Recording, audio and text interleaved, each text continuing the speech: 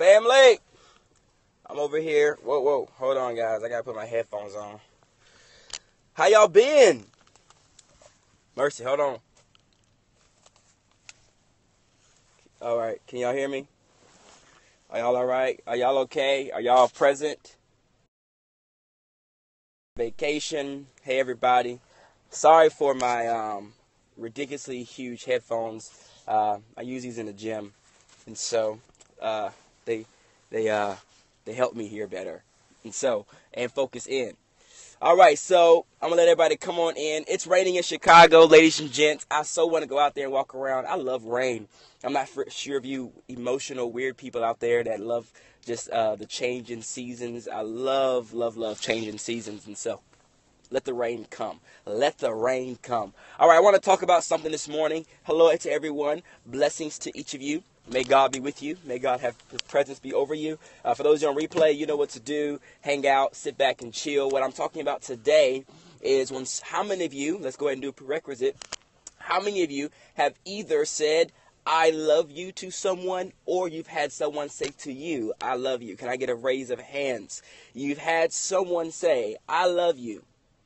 Or you said to someone, I love you.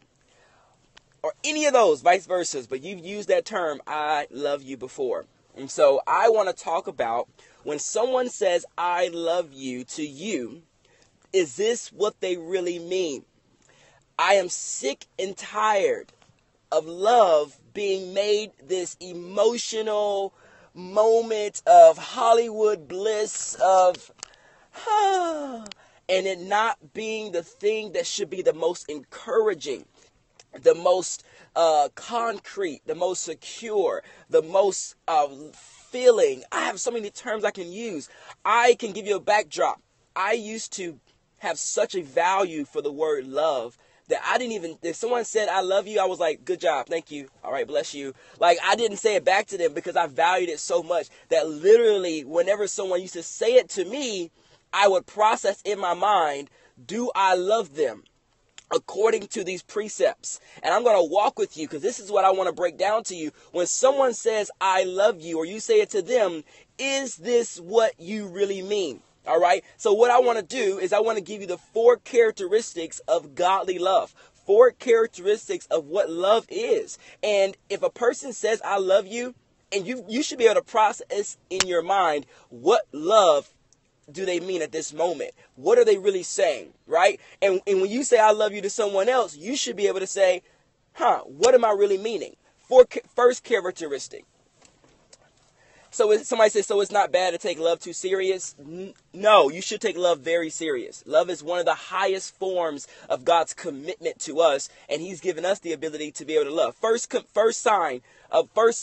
trait of a godly love is that we get this from 1 Corinthians, guys, 1 Corinthians chapter 13, and it says, love bears all things, right? So when it comes to this type of love, when someone says, I love you, that this first type of love, they means they're willing to bear with you. What's bear with you? They're not going to easily give up on you. They're not going to easily forget you. They're not going to easily, allow you to fall to the wayside. Love bears all things. Love bears, which means they're going to walk with you. They're going to endure with you. They're going to go through life with you. Love bears all things. So when someone says, I love you, they should be saying, I am with you. I am committed to you. Through all your junk and through your issues, I love you. I am committed to the best in you. I want to see you make it to the end. I feel responsible to help you. I feel responsible to see you break through your fears and your insecurities. I am bearing with you. All right, that's the first one. All right, number 2, love bears all things. And number 2, love believes all things. Now, this is for you folks in here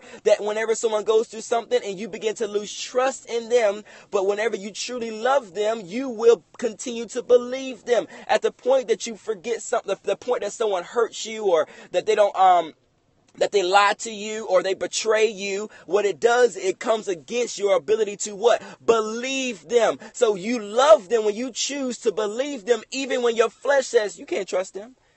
How can you? Do you believe them? Do you really do? Well, love takes over when you choose to believe them. Love believes all things. So when someone says something to you, you got to choose to believe them. You got to choose to what? To trust them. You have to choose to what? To honor their word, even though and this is why when those of you that are loving people, whenever you do choose to love someone, you've got to make sure that you keep your word with them, because that is a sign of love. If you promise something, you've got to fulfill it. What did Christ do? Christ promised that he would love us unconditionally, and his promise to the point, to the cross, to death. So love is something you must say, I believe you, I trust you. All right, so that's number 2. Number 3, hopefully I'm helping y'all real quick this morning. I got somebody I'm picking up from the airport, so I can't be too long. Number 3, love hopes all things. Oh, this one right here, y'all. Have you ever stopped believing in someone? Have you ever stopped seeing someone not for what they're able to be, able to produce, able to become? Have you ever stopped getting to a point with a friend or someone in your relationship that you began to just see them for who they are versus what they're becoming? Well, love hopes all things. And so if you truly love someone, you will never just settle for how they are today. You're going to always hope that they'll be better, hope that they'll do better, hope that they'll get better, hope that one day they'll change. Hope, this is for those of you that have parents that are not saved, right? That your hope is that one day they will come to know Christ. Your hope is in Christ, that they will be able to now embrace the newness in them. So unless you are willing to, and once I get done with these 4, I'm going to help you out even more. And then the next one is endures all things. So love bears, love believes, love hopes, and love endures, which means you will not quit on them. When things get hard, you're going to be there with them. You're going to endure with them. So with all that being said, do y'all see, whenever someone says to you, I love you, this time I'm not done yet. When someone says to you, I love you, you should be able to process it in your mind. What type of love are they communicating to me? Are they communicating they're going to bear with me? They hope in me. They believe in me. They're enduring with me. What type of love? And when you say it to someone, what type of love are you communicating? You need to be able to come from a place of knowing and understanding the depth of love, and knowing that when you just say, I love you, you're not just saying some 3 magical words, but you're also communicating a level of commitment. Put that in the chat room.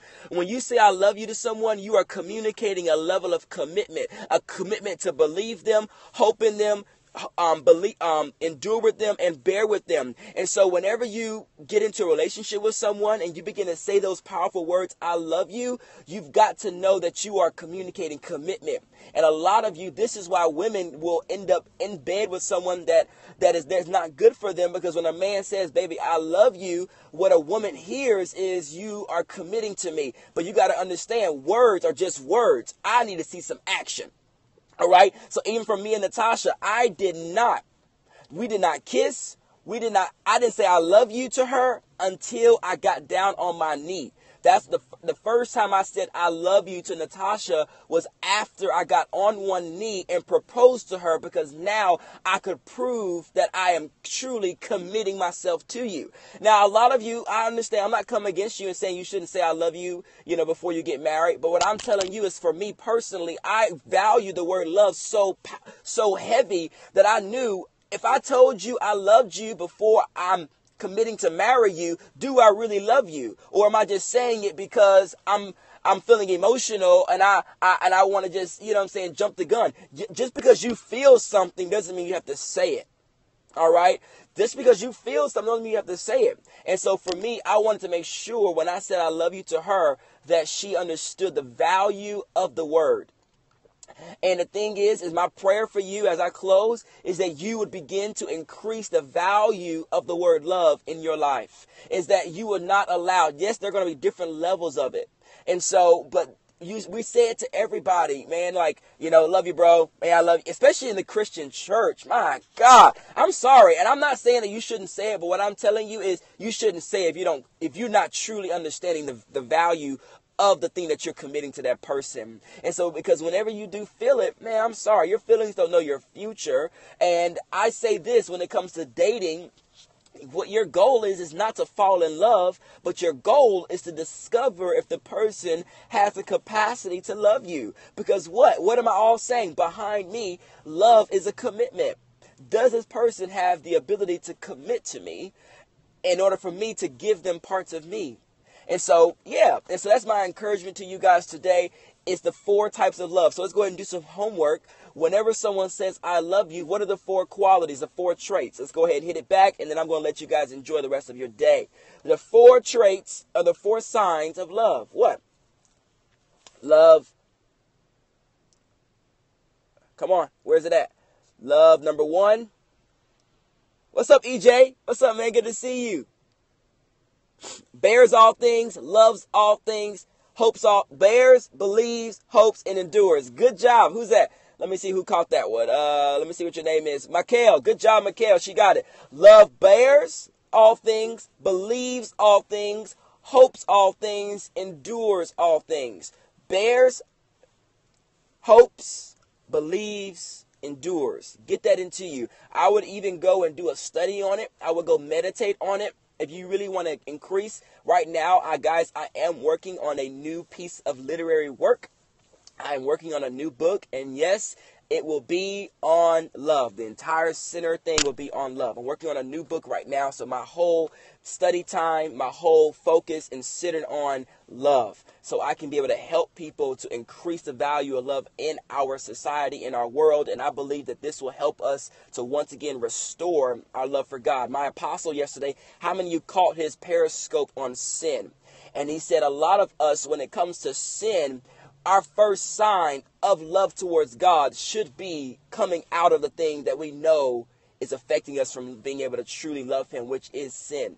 And so, man, that thing hit me in the pit of my stomach. And so, hey, I'm not stealing your idea. Go write. If you got an idea to write a book on love, why? Because you're going to write it from a different experience than me. Go. If God's giving you an idea to go write on love, go write it, man. Go. Because you got some folks that need to hear it from your perspective. I'm going to be writing about love from mine. All right. I'm off this thing. You guys enjoy.